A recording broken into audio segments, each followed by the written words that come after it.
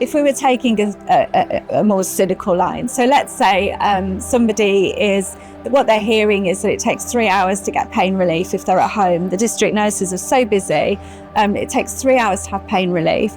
You're living in an isolated and lonely place because your friends have drifted apart as you've not been able to go out in society. Perhaps you're not working anymore.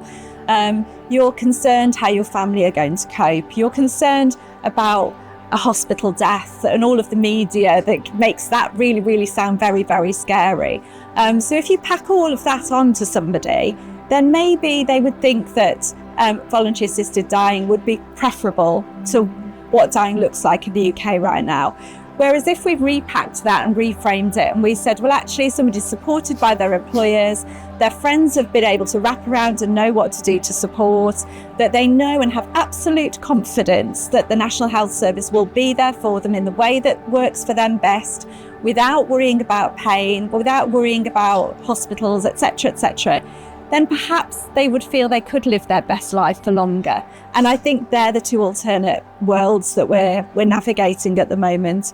And that's why I think we have to get the system right and our society to be more accepting of death and dying in order for voluntary assisted dying to be a best choice rather than a choice in a broken system.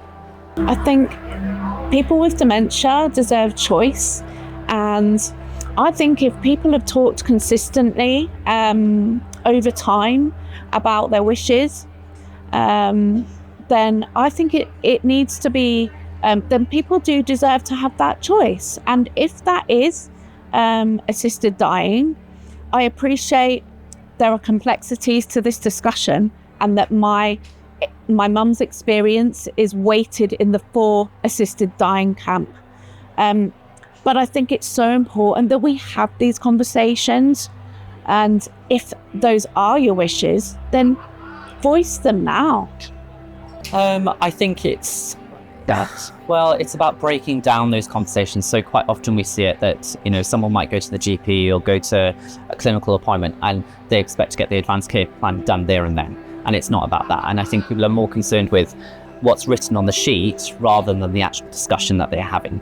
And so I think if we can remember that, that's really important. So one of my PhD students is actually doing a study at the moment where she's going to be video recording consultations which are discussing advanced care planning and learning from that best practices around communication and where there's areas potentially for change and improvement. So I think that kind of work is really vital to understand how we do advanced care planning, not what goes into it, but how we do it. I think that's the important points that need to progress further in the field.